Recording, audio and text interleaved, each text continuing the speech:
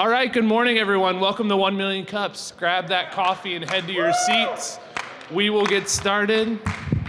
My name is Kyle. This is Courtney and Zach and Luke and Anna. We are your volunteer organizers. Can you please raise your hand if this is your first time at 1 Million Cups, Kansas City?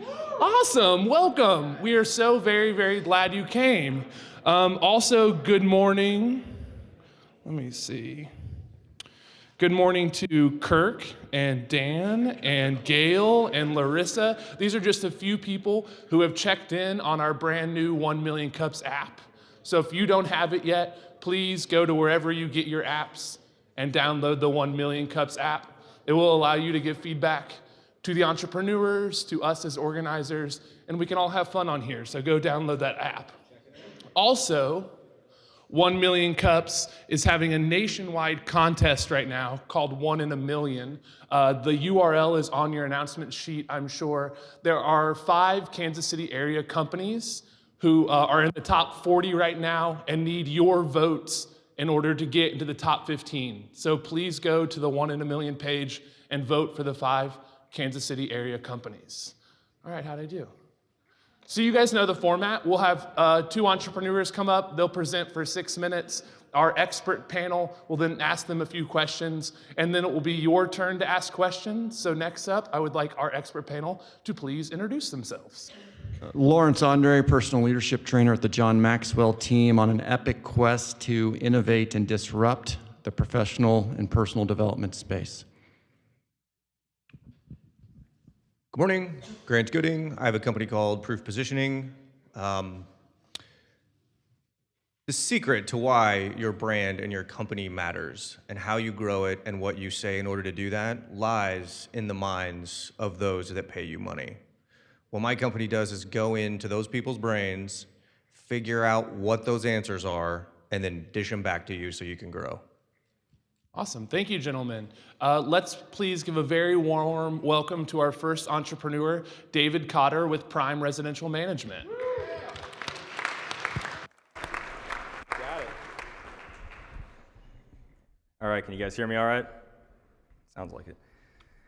All right, first and foremost, thank you 1 Million Cups and the organizers for having me this morning.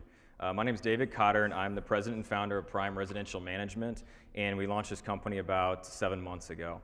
Now, let me start by asking, besides, when it comes to home ownership, besides paying a mortgage, what is probably one thing that you dislike the most about owning a home? I think everybody in this room would probably agree it's the ongoing maintenance or the fear of the unknown. What do I do, or who do I call when something happens or you need something done in your home? Well, what if I told you that Prime Residential Management has created a unique service model that allows homeowners to live a maintenance-free lifestyle, kind of like living in an apartment or a condo, just in the comfort of your own home. So some of you are probably asking, okay, well, how do they do that? Well, here's how. So we take over, when you become a client, we take over everything from preventive maintenance to project management. So those are some of your bigger things. Let's say you want the exterior of your home painted. We'll call all of our vetted and trusted subcontractors. We'll get the bids, we'll meet with them, and we'll see the process through so you can be completely hands-off. We do spring and fall home reviews. Your home's kind of it's a living creature. It changes with the seasons. And so we want to make sure that any small issue doesn't become a large one, so we'll go ahead and take a look at that on a biannual basis. And then free handyman work. Yes, that does say free.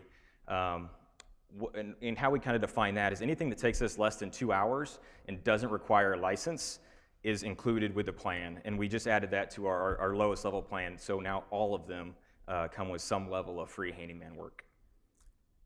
So let me show you some of the things that may or may not go wrong or you might need done on your home on an annual basis.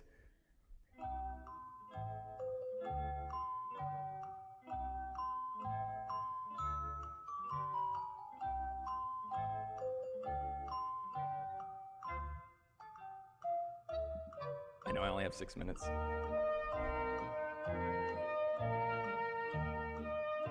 All right, you get the point, right? There's so many things that can go wrong or you need done in your home on a regular basis. Owning a home is a big part of the American dream, but honestly, it's not all it's cracked up to be. I'm not saying it's the worst thing in the world because it's probably the best, but you have to understand that a lot of maintenance comes with that. Now, there's one way around it. higher prime residential. And that way, you don't have to worry about a thing. Whether it's something small that we'll handle personally, or it's something big like a kitchen remodel, we'll bring in our subcontractors. So regardless of the issue, we're your single source solution. So you're making one call to us, and we're taking care of it for you. So it gives you that ease of mind of kind of owning a home. So currently we have two divisions. We have our more traditional plans, and then we also have our senior plans. So we'll go ahead and take a look at our traditional plans first. So we started out really focusing on the Northeast Johnson County area, and one of the biggest reasons for that is that's where I live. Me and my wife live in Prairie Village, and I just wanted to be able to get to clients quickly if an issue did arise. And so, and also our target market, we're looking at busy professionals, those people that are always on the go, and maybe their home took a backseat to their career. The active families, go to your kid's soccer game or play catch with them in the park. Don't worry about your honey-do list. Let us take care of that. Tool challenge individuals, you know who you are. And single-parent households. And we have a client that fits every single one of those markets, and they all absolutely love kind of what we do and the plans that we put together. So with that, let's take a close look at what the plans actually look like. So we have a recurring revenue model. So they pay us on a monthly basis, and here's what comes with that. The big thing is the dedicated home manager. That's you're calling one person to get anything done. And then, like I said, the free handyman work. So with the bronze, you get 6 two-hour visits a year, and then 12 with the silver and 24 with the gold. And believe it or not, yes, I've had clients that they've been my clients for 2 months and they've already used 24. Dead serious. So they just have a lot of things going on with their home. Vacation coverage, if you're gone for even a short period or an extended period, we will watch your home for you. We'll go and check it every other day to just make sure nothing major happened. And then preventive maintenance alerts. We'll make sure that you're changing your furnace filters on time, you're cleaning your gutters. Before the first freeze, we'll send you an email, unhook your hoses, and if you don't have time, we'll go ahead and take care of that for you as well. And then, like I touched on earlier, spring and fall inspections, and the biggest thing is 24/7 response. We already touched on it, the fear of the unknown. So this gives you the ability to just call us, we'll always answer, and we'll just take care of it for you. So, and then now we'll go ahead and take a look at our other division, which is our senior division. So we launched this about 3 months ago, and I'm glad we did. We were getting a lot of requests for something senior specific, and so what we didn't realize is we were the missing piece when it came to in-home care assistance companies. They were taking care of the health and well-being of the individual, but if no one took care of the home itself, then they were going to a nursing home regardless. So we were that missing piece, so we've now partnered with a lot of in-home care assistance companies. They're kind of like my sales team on the senior division. And then the senior tsunami. It's happening right now. I put up those numbers just so, even though I'm going to be a senior in 2060, but you can see that it's going to be a market that's going to continue to grow, and there's always going to be opportunity there. So, we say we don't want you to give up your home, your treasures, your memories. Let us take care of it so that you can successfully age in place. And here's what the senior plans look like. For us, you can tell they're definitely similar to the traditional plans, but there's a larger focus on maintenance. And the reason for that is because for us, it's all about safety. We don't want the senior to get on a ladder. We don't want them trying to do something they could have done 30 years ago. We want them to call us and change a light bulb or the batteries in your fire alarm. So those are some of the things that we definitely want to do for the seniors so they don't actually injure themselves. And kind of with that, I'll open it up to questions. Thanks for clapping.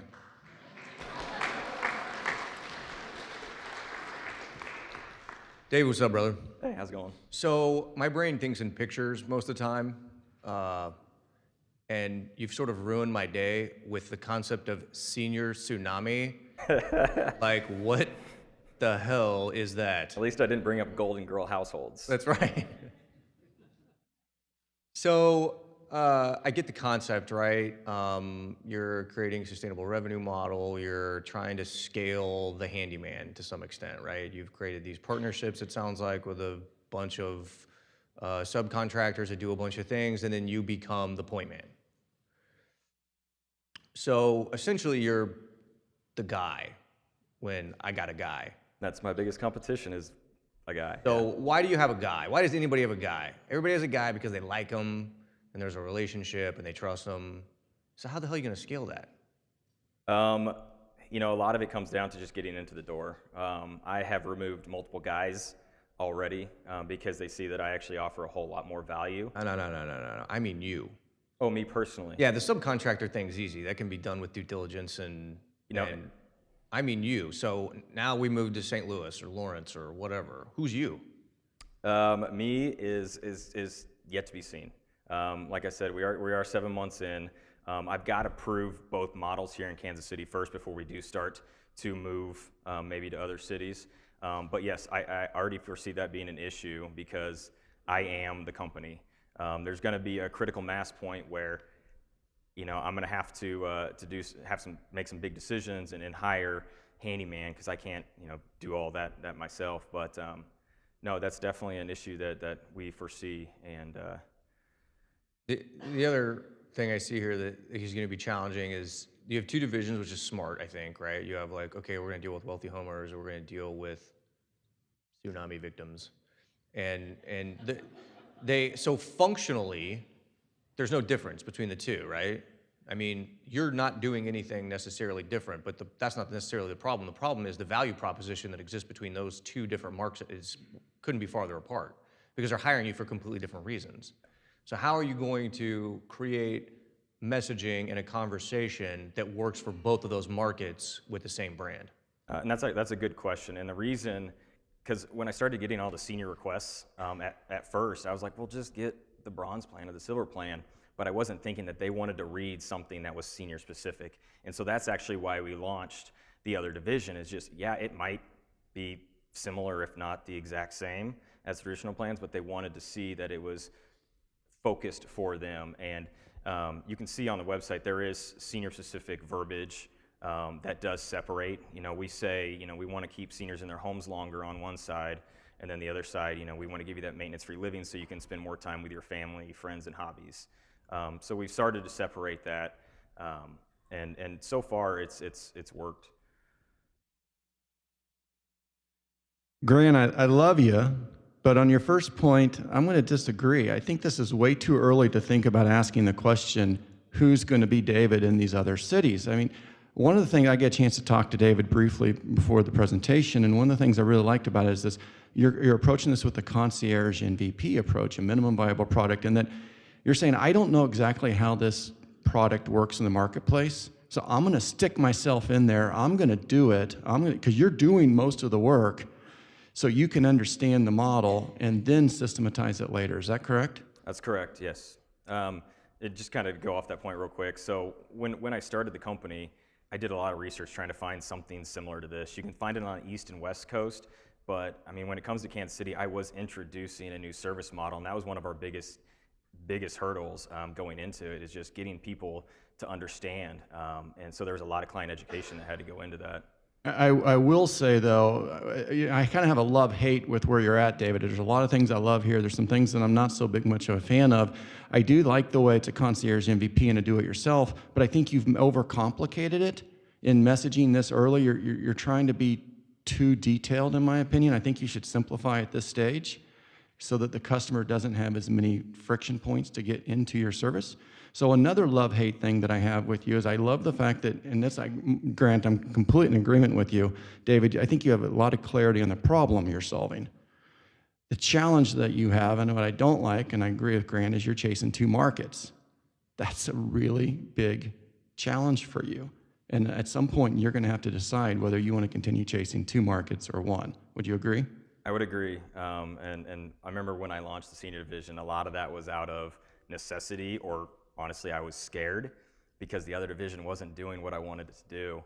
And so I launched that division to try to find the right market. But once I did that, and then we redid our flyers for the fourth or fifth time, our website for the third time. We changed all the verbiage because I was speaking to the clients as if I was speaking to myself, and they weren't quite understanding what I was putting down. And so once we changed all that, that's when everything at both divisions started to pick up a little speed. So, and I would cut yourself a little slack. I think that if entrepreneurs at this stage where you're at, very early stage, aren't redoing things 4, 5, 6, 18 times, they're probably too narrowly focused because things change very quickly. So the third and final kind of love-hate thing I have about where you're at right now is I sense that you very clearly understand the value that you're delivering to the customer. I love that. That's so important at this stage. What I don't like is the way you kind of throw that at them with 3 different price points with all this stuff, again, it feels too complicated at this stage. I would encourage you to pick a single price point at this stage, really focus in on that, worry about multiple price points later when the model is clear. That's what I see. Okay, and that's fair. We actually started with 2 price points. And, you know, I don't think he's here, but a smart man who's a CEO of a company. You know, I take advice from everybody. I'll listen and I'll change things accordingly. And he's the one who told me to do that. Three price points, there's a lot of value and logic in that. My point is that I think it's too early in the stage of where you're at. 3 price points at this stage is going to confuse your customer. Once you've got the model figured out, I think 3 price points is absolutely where you need to be. Okay. Go ahead and, whoa, that was loud. Let's go ahead and open it up to the audience. Throw your hand up, and Zach and I will come to you. Really quick. So sorry, I'm moving. My legs are short. All right. Your first question, Dave, is right here in the center. Thank you so much. Where are your customers now? And where is your most recent growth? If you could give us an annual, a 6-month, and a 3-month on the trend. Thank Okay. Current clients, and I meant to mention this in one of my slides, 60% of our clients right now are in Mission Hills. So that's where, heck, my first and my most recent, that's where they've been. So I'm seeing a lot of growth in that area, and a lot of that is because, you know, I'll be honest, we spent thousands on marketing and none of it worked, but what is working is the word of mouth and referral. So once we got into that, that's when it kind of started to snowball. And so then we're picking up, you know, we have 3 generations. We have a husband and wife, their parents, and their parents. That part's been good. And so on the growth portion of the question, so right now we're at 7 months. And hopefully by the end of the year, we can get to what I want to be, if end of the year or in February, get to my personal critical mass. So I want to get to about 50 clients. And at that point, then we need to start assess what we really need to focus on going into 2017. So if we can get to my critical mass, basically at my 1-year mark, that's where I want to be. No, not at all. So right now, the majority of our clients are on, let's just say, the high-end plans. But going forward, I think most of our clients are going to be on the senior plans going forward. It's probably going to be, you know, a 65-35 split going forward. Question up front here. Good morning. Morning. I live in Fairway. I've seen your trucks, but I didn't know what you did. More on your trucks about what you do would be a good thing. Okay. Just saying. I spend my extra time driving around Fairway and Mission Hills, so. That's right. And parking on the street out front. So 2 things. The marketplace that you're in. Senior tsunami is a real thing, but also a bow to frugality enters into that too. If people knew that for $100 a month, that's the equivalent of having someone out to unclog the sink and clean out the gutters, whatever, bringing it down to that point.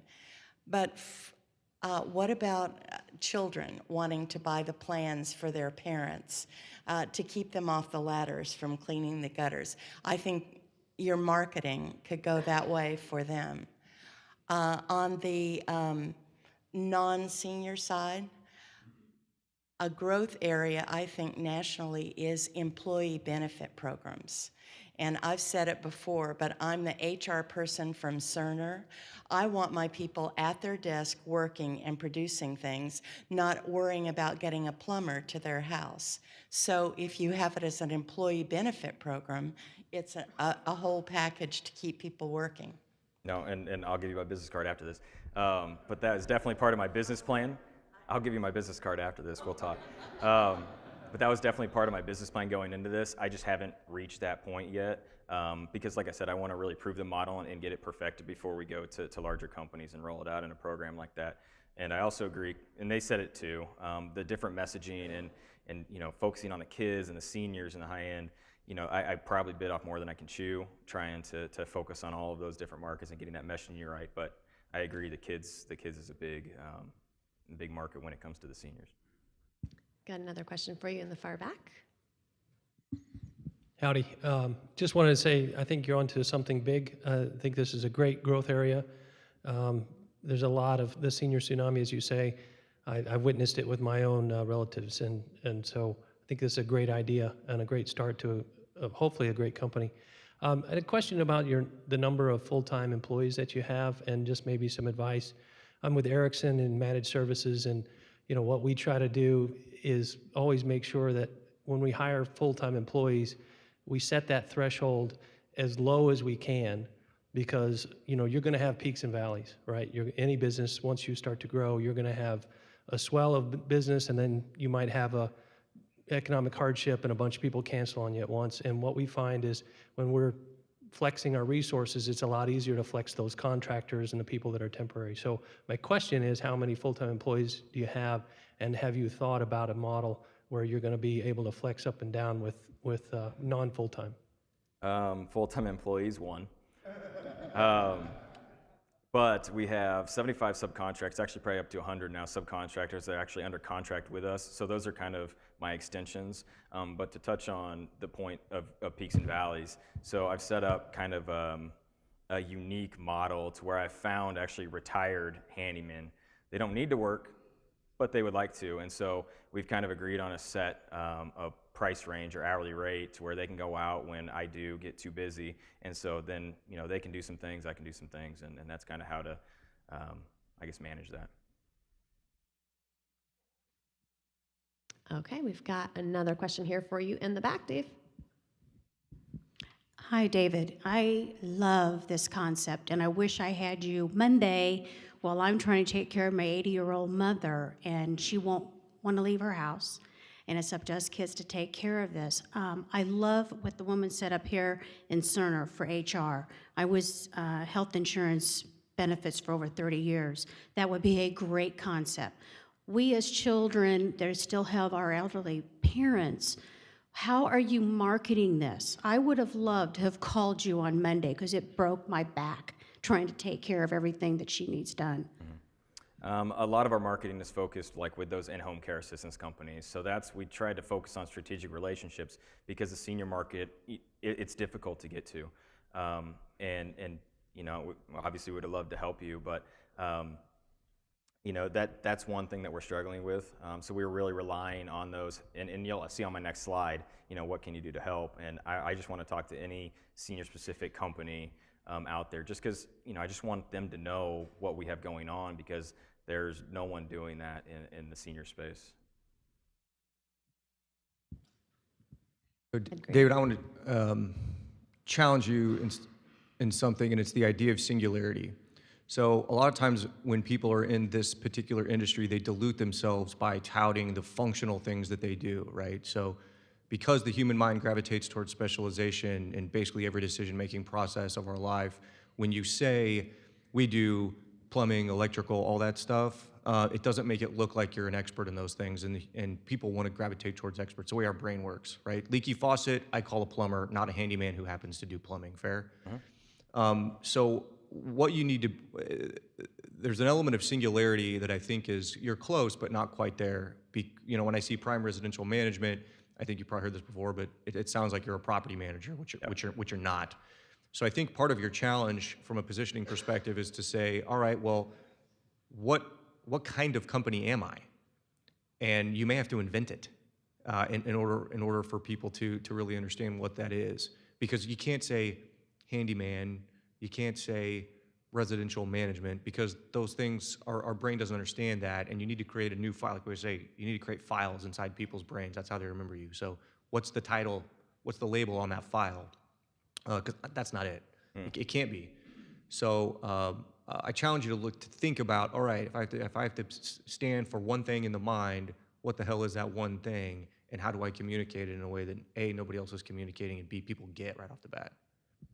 I agree. It's something I've been struggling with. I know we've talked about it. Is the name. Something I struggled with from day one, so still working on it. Question for you on the far right here, David. One of the selling features that I really would like to see you put up there is protection against the unscrupulous contractor, the guy that said he would clear the limbs for $200, and $2,000 later, he indeed cleared the limbs. So it'd be really good if you were to bring that out, protection against price gougers. Yeah, no, that's one thing, and someone told me once, I can't say it, there's curse words involved, but basically I'm not in a great market because a lot of people don't trust subcontractors, and that's one thing. I spent a year and a half vetting my subcontractors. I used to flip homes also on the side, and so these are all people that have worked either on my personal home, my flips. They've all been vetted for insurance. They're all bonded, licensed, fair pricing. They all have their shirts tucked in. Their vehicles are presentable. These are all factors that I was looking for when I was looking for my subs that I could trust because they're an extension of me. So, and even on the senior side, the elder abuse, that's also something that we take very serious, and we're trying to eliminate all of that kind of with our models. Another question for you here right in the front. Hi, Andrew Byers from SCORE. One quick question. What are the 2 things that your customers love about your service? Well, as I feel my pocket vibrate right now, the ability to always get a hold of me. All of my clients text me on a regular basis. I got a text last night. We bought a new faucet. I have alarm codes. I have keys to these people's homes, so I can always have access. So definitely the ability to get a hold of me, and then the flexibility. We are always, I work weekends. I work into the evenings. It doesn't bother me because I'm enjoying what I'm doing, and I'm helping these people with issues that they might seem to them just huge, but to me, if you have the know-how and the right tools, are pretty simple. And so it's the flexibility that I provide, and then just the ease of communication. The communication is huge. Great, and we've got one more question from Joe real quick. So you don't do lawn mowing or raking leaves, right? We do. Oh, you do? We have subcontractors that do it, yes. Okay. We have a lawn care service that just mows lawns because we have agreed upon rates. And then we have a lawn care service that does the full boat, the aeration, the fertilization. And is that built into your plans No, already? they're not. Okay. But like I said, we have agreed upon pricing that's going to be lower than anything you could get. Okay, so the reason I brought this up is it may be a good way to do marketing because there's a lot of lawn care companies out there who can help direct customers to you for all the other needs that people have in their houses. They might be more predisposed to hiring you as well. Yeah, and I agree, and that's a model that we've kind of looked at with all of my subs. The issue that I find is that no one's willing to really sell for me, so it's hard to rely on them to actively sell for me. They love getting the work, but and at the same time, I don't know if they could get my message across like I could, because I don't want them, over-promising. But I agree, it's something I've talked with all my subs about, where if you see someone, maybe an elderly person that clearly has a need, give them my information. So. No, I'm not related to any.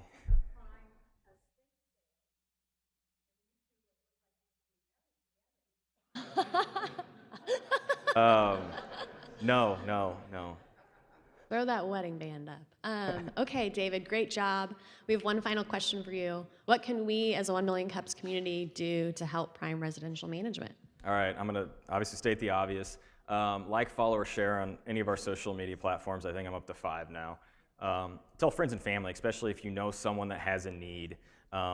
Even if they're not sure if they need our services, just let us have a conversation with them, and we'll assess their situation, and we can go from there. I'm not a high-pressure sales rep. I like to build relationships, so that's how I do business. Any senior-focused companies, I mentioned it earlier. If you know anyone or are a president, CEO of a senior-focused company, have them get in contact with me. I'd love to talk to them. And then real estate companies. There's a lot of real estate agents, but we really want those decision makers because we just want their agents. We want the ability to talk to their agents in their Monday or Tuesday morning meetings, just so they know what we have going on. And then lastly, this year I'm one of the most wanted auction members for Big Brothers Big Sisters, and so last night I put on my website because I think anybody in the position to give back should. And so on my website, there's a big pink button that says Donate to Big Brothers Big Sisters. So if you're willing, I know they would really support or like the funds to continue what they're doing. So with that, thank you. Great job.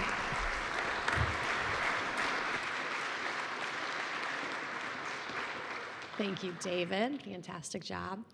Okay, we've got the most exciting part of the morning. We have announcements coming at you. First up, we have Jeff Shackelford with Digital Sandbox. Hey, good morning. Okay, so how many of you have heard of Digital Sandbox? I got to do a better job. We need more hands than that. We are an early stage proof of concept program to help very early entrepreneurs move from idea to working prototype. Launched this thing in February 2013. We have funded 76 projects. Those companies have collectively raised over $28 million and created 365 jobs in Kansas City. So we're about creating companies and creating jobs. We run our cycles quarterly, so we're getting ready to kick off the fourth quarter to see companies. It's pretty easy. You go to digitalsandboxkc.com. It's about a 2-page executive summary. We'll have you in to give us a pitch. And then if we think you're ready, we provide project funding up to $25,000. Don't pay us back. We don't want a piece of your company. We want you to get in business and hire people. So I would encourage, I tell everybody the same thing. When you run into somebody at a party and you don't really want to hear what they do and they tell you they have a business idea, the answer for you is send them to the Sandbox. We'll get them to the right person, right time, try to get them in business. In the spirit of A Million Cups, the question of what can you do for me, really what can you do for Kansas City? I'm going to give everybody a homework assignment today. There's a couple of things. Tell everybody you meet that Alibaba, the Chinese version of eBay, made their first investment in the United States in a Kansas City company. iVerify received a $100 million investment from the parent company, Alibaba, first time in the United States, here in Kansas City. We need to tell the world that all the time. Secondly, how many of you have heard of BATS? $3.2 billion purchase from a company that was started here in Kansas City, okay? So for our sake, and the city's sake, we need to get better at bragging.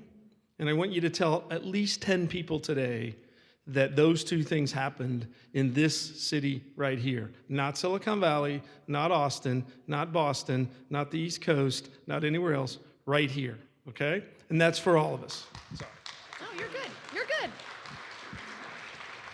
So everybody has their homework. Brag about KC and how awesome we are. Next up, we have Laura with Black & Veatch.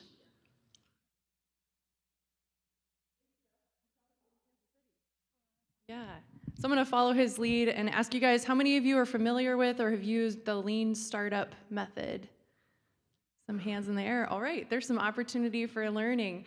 Awesome. Mark your calendars because November 2nd and 3rd, Black & Veatch will be live streaming the Lean Startup Conference from San Francisco to here. We'll be hosting all of the keynote addresses and some of the select breakout sessions. We'll have tours of our microgrid system, and then we'll also have a happy hour the evening of November 2nd. So we would love to see you guys at Black & Veatch and introduce you to our Growth Accelerator team. Thanks. November 2nd and 3rd, 12 to 5. Happy hour, 5 o'clock, November 2nd. Hope to see you guys there. Thanks. Yeah, for sure. All righty, we've got Dr. Seo with KU. And the students, of course. Good morning, I'm Hyunjin Seo, Associate Professor in the School of Journalism and Mass Communications at the University of Kansas. I teach Capstone Strategic Campaigns class this semester, and our students are working with the City of Kansas City, Missouri to develop branding and marketing strategies for Kansas City's innovation initiatives. They have conducted interviews with people like you and also conducting focus groups, and today we are collecting survey data. And I hope that you can participate in the survey. It won't take more than 10 minutes, about 5 to 7 minutes. But your 10 minutes means a big step towards graduation for these students. We have a total of 33 students. And I'm here just to support them. And one of them, Taylor, is going to say a few words. Hi, everyone. I'm Taylor Austin. And just going back to what she said, this really means a lot to us that you'll take the time to participate in our survey. It's an opportunity for us to have really successful and helpful primary research. So that will really help us build a strong foundation for the rest of our campaign. So we'd really appreciate it if you took the time to give us helpful feedback. Hi, I'm Maddie Maloney, and thank you guys all so much for possibly helping us out. You know, our goal is to obviously put on a great campaigns presentation, get an A, you know, graduate, all that good stuff. But it's also really important to us that through our campaigns project, we can help Kansas City. And it's really unique in that fact that what we're doing, the research we do actually is regularly going to go back and help Kansas City. So if you do take our survey, we would really appreciate it. And it goes beyond our campaigns class and helps the city. So thank you. Hi everyone, my name is Danny Sorensen, and again, like everyone said before, Kansas City is such a great place to be right now, and with the streetcar and the free public Wi-Fi, we've learned a lot about that, and we're just hoping to continue it with this new Innovation Center, and everything that you give us today through the survey, we can definitely apply to our plan to brand the Innovation Center, so we're really excited, and thank you so much. So we'll be here after the second presentation and Q&A. We'll distribute a survey questionnaire, and we'll be here until 10:30. I know that you want to talk with your friends and colleagues here, so just 10 minutes, big step toward graduation for these students. Thank you so much. Thank you, ladies. Okay, next up, we have Barham Communications. Please welcome Richard Ryerson. Thank you. All right, the opportunity, the pain point that I want to address today deals with the concept of employee engagement and effective communication. This is a big challenge, a big opportunity for organizations. Every organization is faced with this challenge, particularly large organizations. It's a big deal, and if you can get your arms wrapped around this, it's going to go a long way to driving productivity and profits in your organization. Gallup thinks it's a big deal. In fact, they track this every day on their website. It's a metric that they look on a daily basis, and I looked at it this morning, and it's not good. 70% of all U.S. workers are not engaged in the workplace. It's a travesty when we think that less than a third of our workers are actually engaged in the business, where the other 70% are not helping the organization, might even be hurting it. And it's a big challenge. Harvard Business Review thinks it's a big deal too. In fact, 3 years ago, they did an extensive study on employee engagement. And they talked to 550 of the top executives, leaders, supervisors, managers, employees of the most successful and profitable organizations across the globe. And they asked the question, what are your factors most critical to success? And the number one is common sense. Customer service, we know that. But I want you to pay attention to number two and number three. The number two driver was effective communications. And it wasn't so much with the customer, it was more internal communications with the organization. That was a factor towards success. The third one was a high level of employee engagement. And Harvard Business Review dug into this in the survey, and they asked those same questions to those same people. They said, okay, if engagement is such a big deal and it's a great opportunity and it's a problem with every organization, how do you move the needle? How do you move the needle to the right and get your people engaged? The number one lever that moved the needle the most was consistent communication from the senior leadership. And I would throw in there too that it was authentic and transparent communication. That was another caveat of that piece. That's the number one driver. In other words, if the organization knew where the ship was heading and why, then the organization was engaged. The second biggest driver that moved the needle was that the employees, the stakeholders, knew their role. So if I as an employee know where the ship is heading and I know why it's heading that direction and I know how my role feeds it, then I'm engaged. And the third driver that moved the needle the most was consistent and meaningful recognition of the high performers, celebrating those employees that emulate the brand the best. And so if these are the three drivers, and we know that moves the needle the most, what can we do to affect it? What are our options? And you would think today it would be easier than ever, right? I mean, look at everything that we got at our disposal, especially today. I mean, we've got the corporate website that we put a lot of time, energy, and focus into. We've got e-newsletters that I'm sure a lot of you have probably worked on. I know I have. Email blasts, videos, meetings, social media. Of course, you got summits and conferences. We spend a lot of time, energy, and resources. But at the same time, with all that we have available to us, we're still not effectively engaging our employees. We're not effectively communicating with them. And I would say the number one reason why that these don't work is because they remain sterile and impersonal. It's hard to be authentic and transparent in an email blast. I don't care how hard you try. It's hard to be authentic and transparent in an e-newsletter or even try to get people to open it up. So what do we do? And that's what I want to present. I'm here to present a complete communicated disruptor, someone that no one else is doing. And let me give you a little background before I get to the actual product itself or the service itself. 3.5 years ago, I launched a radio show or a podcast called Dose of Leadership to support my executive leadership coaching business. I launched it in 2013 in January, and up to this point, I got over 1 million downloads in 165 countries and regions, and I've talked to over 300 of the top thought leaders in business, entrepreneurship, life, and leadership. Fortune and Inc. magazine have recognized it as a top business podcast. And you can see who I've had on my show. Just to give an example, Steve Forbes has been on twice. Darren Hardy of Success Magazine, Dana Perino's been on twice. Simon Sinek, Barbara Corcoran from Shark Tank. Fred Smith, the CEO of FedEx. And then from the local flair, Wichita State, which I'm an alum from, Coach Marshall from the basketball team, and then Bill Schneider from K-State's been on twice as well. This show has changed my life. It certainly helped my speaking and coaching business. But a year ago, this in September, I got a call from a junior executive at Panera Bread. He said, "Hey, Rich, I listened to your show. I've been listening for 2 years. I love what you do. I got an idea." He goes, "Have you ever thought about doing an internal show, an internal podcast for someone like Panera? Because communication is a challenge. We're spread out all over the United States. It's difficult to communicate with franchisees about brand standards. It's difficult to get the message across. It would be great if you could talk to our senior leadership and let our people know where the ship is going and why." I said, "That's a great idea." So I started working with Panera, and it kind of held up in the bureaucratic mess. But in the meantime, I started reaching out to other connections I've had on my show. And I launched Virum Communications in March of this year. And Virum is Latin for truth.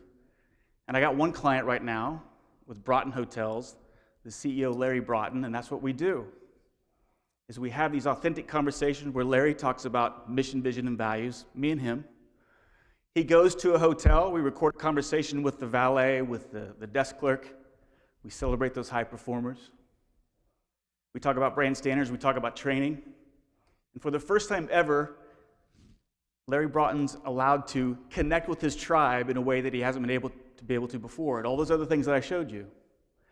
Because now we send it out to a branded mobile app. It has his logo.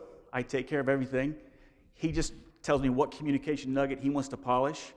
We record the episode, and I push it out the same day if we needed to, or whenever he wants.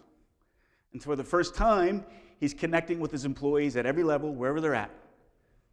In the phone, or in the drive, in the airport, on the train, in the subway. Something that all that other list that you can't do. And so my 6 minutes is up. And I was hoping to show you the app. I couldn't get my AirPlay to mimic my phone. I might be able to do this during the questioning. But I can show you the app that we do with Larry Broughton. And again, it's branded, it's mobile, branded to his brand. And it has all the episodes. And it can also do PDFs. It can also do video and PDFs. But I primarily focus on the audio because the audio is such a powerful spectrum. All right, questions? I've had a lot of fun in the last few minutes, Grant, watching you during this presentation. Because at first you were very lost with what was up there, and then halfway through you did a double take, and it was so funny. Grant, why don't you explain what's going on?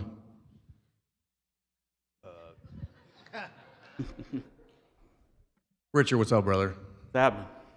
Yeah, I apparently have a bad poker face, which I have been told. So I sort of just had one thing going through my mind. Yeah. Which is, what is it you do here? I'm incredibly envious of your network, which provides a ton of credibility for whatever it is you do. I don't understand. Well, the main thing that we're trying to do is drive employee engagement, right? I don't care what, particularly large organizations. And the best driver, I said, for engagement was effective communication, hearing from the senior leadership consistently and authentically. Something that's always a challenge. I don't care whatever organization you're with. When I've coached CEOs and executives all over, the number one challenge is I can't get heard. The perception about me isn't right. I'm always struggling. I'm being misperceived. I want to get my authentic and my transparent voice out there. And so here's an opportunity where we can record these conversations. We can push it out to a branded mobile app, their app that their employees have, and it's on everybody's phone, which everybody's addicted to. And so they have me on for what I give to them is I'm there for a year. Give me a contract for a year. Pay me what you pay an admin assistant.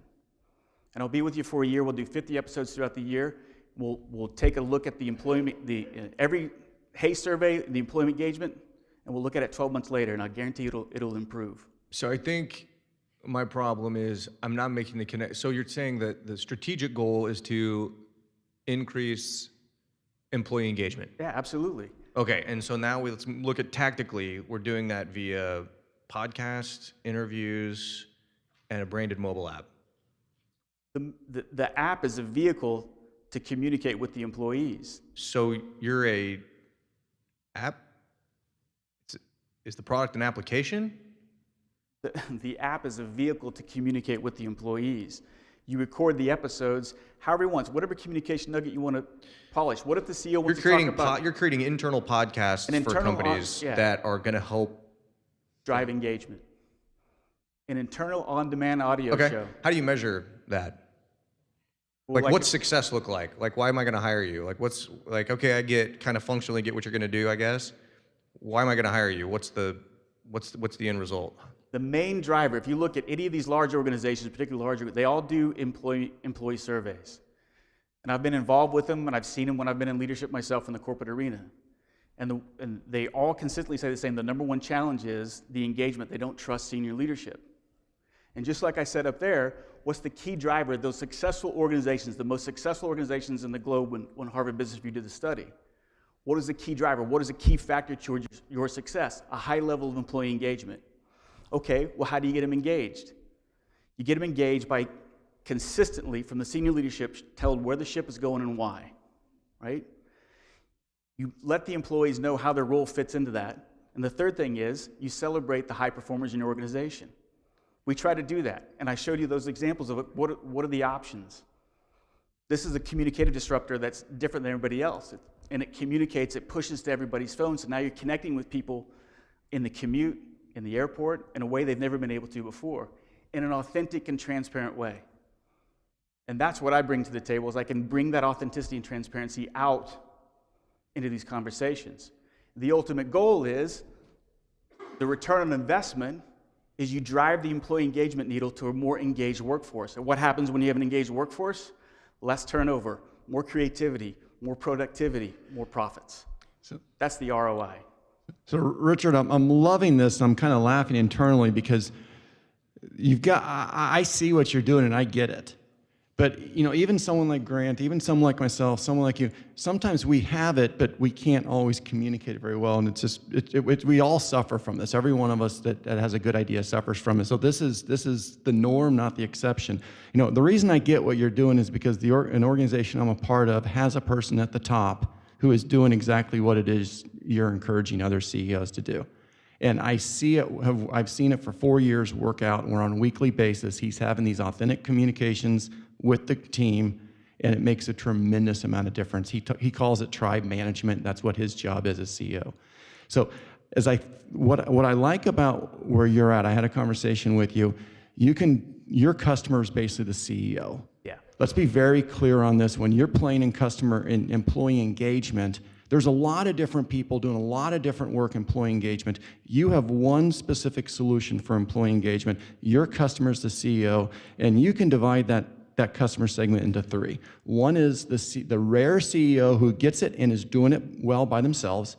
They're probably not your customer. On the other end of the spectrum, there's the large mass of CEOs who don't get it, and they're probably not your customer. And then there's in the middle, there's a subset of CEOs who get the need to do this, but they're just not able to effectively do it on their own. That's where you come in and help them. Is that correct? I agree, and I would add to that too, it's not a brick and mortar building that has 200 employees in the same spot. An ideal client, an ideal customer would be somebody that's spread out geographically, that's maybe got a sales force that's all over the United States. Because there's a chance if you've got a sales force, people's in a car, they're mobile, there's a chance for the CEO or the organization to communicate, again, mission, vision, values, brand standards, and training. celebrating success, whatever the case may be, and it's pushed out to the phone. I love the fact that you know who your customers and how you help them. Leave it to the audience for the rest of the time here.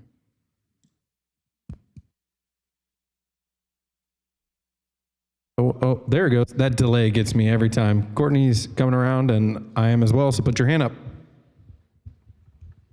I think this is exciting. I used to work for a very large company in a strategic role, and every time we had to gather the employees together, it was a major undertaking. People lost a lot of work time.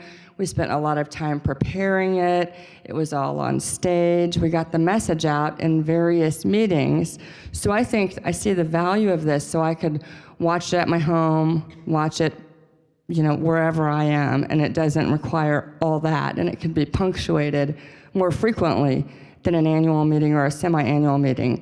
My question is, these big companies also have communications departments, so what is to prevent them from, after they've done this for a couple of years with you, experiencing that success and then all of a sudden doing it on their own sans you? Yeah, I mean, it's a great question, and I suppose there's probably nothing stopping them from trying to do it on their own, and I guess that's where, I throw up the credibility piece of who I've interviewed, that I know how to engage in the conversations, I know how to get the conversations going, and they could probably, if they did it in-house, they couldn't do it. It would be a lot more expensive than if they just subcontracted it to me. So it's almost just like, look, they can do it, and if they want to do it, all the power to them. But I could probably do it for a lot more economical and get it done for them in a quicker fashion. And you bring up a point, too, that even the challenge that I've had of talking to some of these large organizations, again, a Pepsi or a Coca-Cola is probably too big, right? Because they do put so much time, energy, and effort in communicating and spending all that time. But it's that company that, yeah, they dabble into it, but they just don't got the time, and they're finding the challenge. And I've found that the communication departments that they do have, they feel threatened by this initially. They think, well, why can't we do this? And I'm saying, hey, I'm here to help you guys become heroes. I don't care if I'm on the conversations or not. I'll help you guys. Maybe there's someone internally that would do the interviews or the conversations or help. I'm fine with that too. But Larry Broughton, for example, he thought it was good that it had an outsider who's a fan of the brand comes in, and so it's not has the corporate speak and all that other kind of stigma associated with it. Does that answer your question? Yep, thanks. Back here to your left. I'm curious how you're measuring the effectiveness of what you're doing, as frankly, I've done my time in corporate America, and the last thing that I would do was listen to the CEO do a podcast. Yeah. And then the other question is, I hear you. How do you scale it? Because obviously it's very echoing Grant's question for the last presenter. How do you scale it? It's very dependent on you. Yeah, great question. And the first one, yeah, certainly. I never read newsletters. I've created newsletters, and I'm the recipient of them, and I never read them, right? So the content has to be good. And so can I guarantee that anyone's going to listen to it? No, but if the content's good, if it's fresh, it's authentic and transparent, then you've got a pretty good shot, And there's got to be some value added in each episode. It can't just be somebody rambling and talking, right? And it can't just be someone talking corporate speak. They've got to be authentic. They've got to be transparent. That's something that I know that I'm good at. I know that's my strength. And so that is my hope, is that if it's good. In the case of Larry Broughton, that was the communications director's biggest challenge. And 6 months into it, she's like, oh my God, this is the greatest thing. And what has happened is she found the employees were actually suggesting episodes or types of people, and that was a great thing to see. And so the last 10 episodes have been completely employee driven. And so to me, that tells me that's driving engagement. So that's exciting. The second part was, how do you scale it? Good question, because I'm sitting there talking about how talented I am in doing these interviews and everything else. But look, I didn't go to school to do this, and I know my show, I've found that this is my strength, but there's nothing magic about having a great conversation. It's just, as long as you're a good listener and you're insatiably curious, which I am. And so I can teach somebody to do that, the right people, and I've even talked to other people. I myself, I could probably do 7 of these on my own out of my house. When I get beyond that, to scale it up, I'm going to have to get other people. And I've already been in talks with some people, people who would be the Richard Ryerson, I guess, inside the organization conducting the interviews. Does that answer your question? Yep. Question on your right. Yeah, you're trying to engage employees with the company. Would there be like on this app an online discussion board for certain problems or obstacles that like could be contained within it so you can brainstorm on one spot? Yes, and one of the Broughton Hotels, what we do is it only goes to the app. It also goes to their internal website, so it's mirrored, right? So we put a new episode on the app. It's also a place, a website that people can go to, and there's a forum and a questionnaire that we've created for feedback too, right? You know, kind of like how you have like a Facebook feed at the end of a post or something like that. So to answer your question, yes, there's all kinds of options where you can get that feedback. Was that your question about the feedback from the employees? Yeah, because to me, I think that's key, right? You got to get the employees engaged. It can't just all be about the CEO, you know, and that corporate speak coming down, right? Over here to your left. Hey, yeah, good presentation. I actually understood what you did. It seems pretty simple.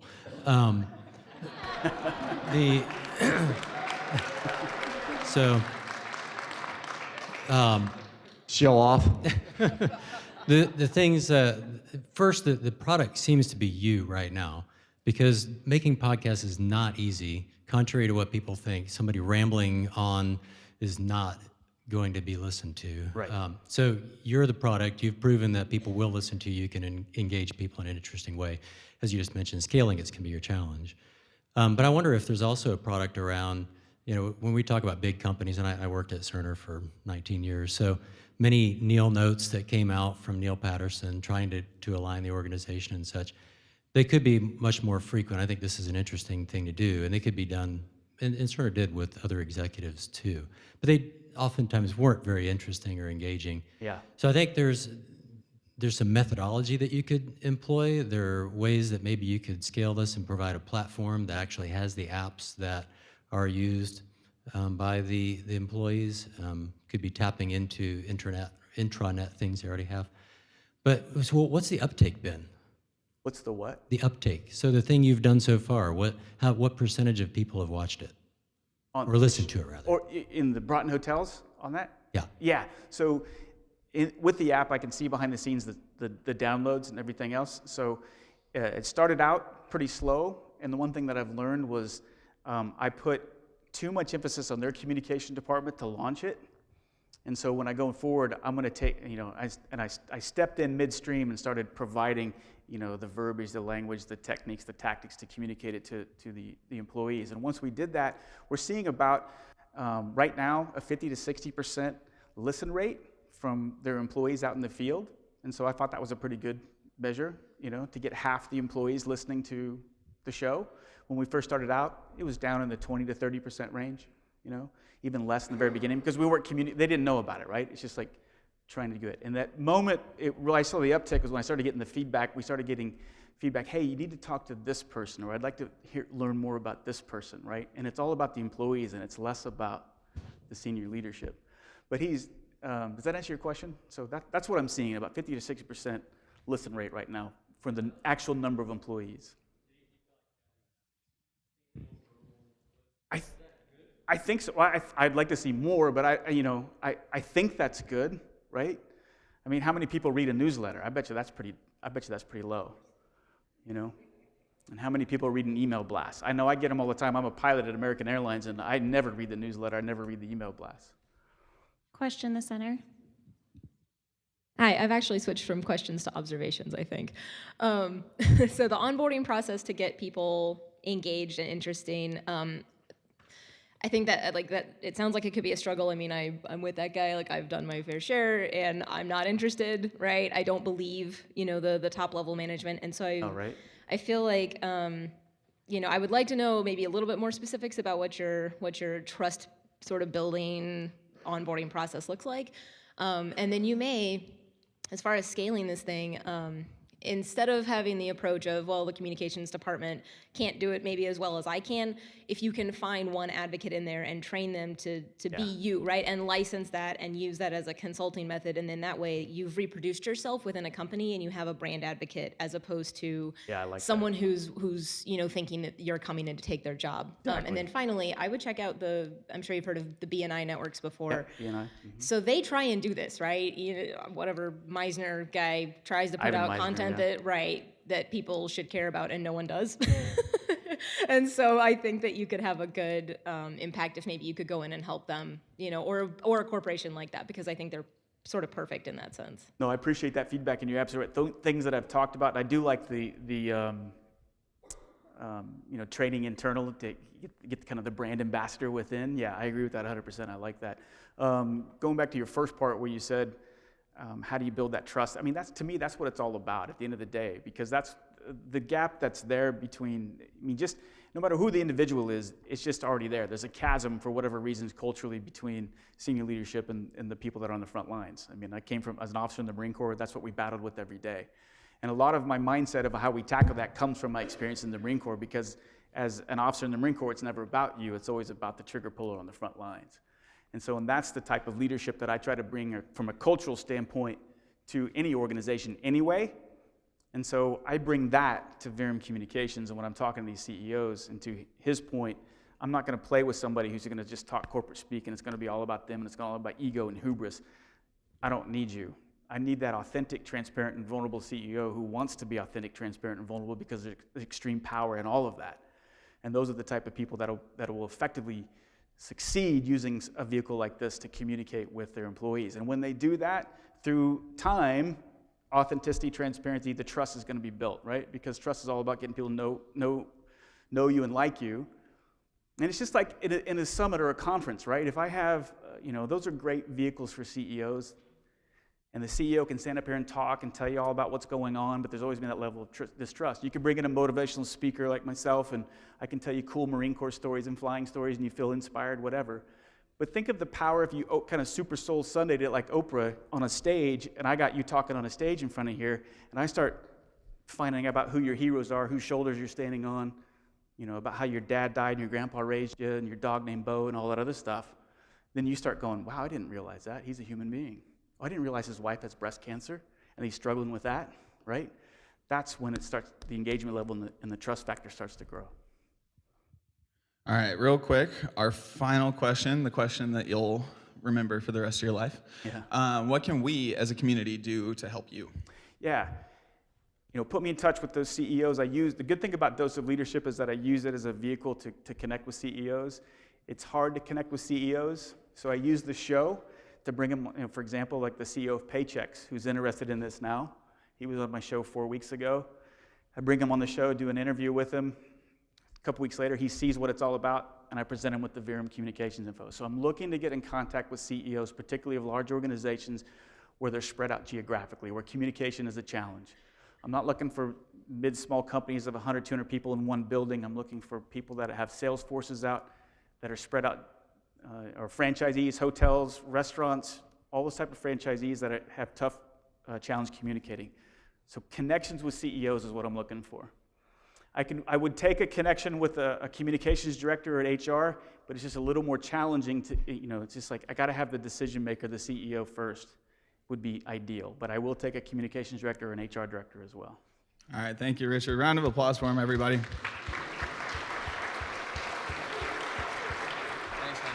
Thanks, man. All right, that is it for today. If you would get out your phones where you just checked in and kind of take a moment to give some feedback to the presenters you just saw, that'd be greatly appreciated. Other than that, next week we've got Miles and Pseudo Skull. Definitely come on out. It'll be a good one. Thanks, everybody. Have a great day.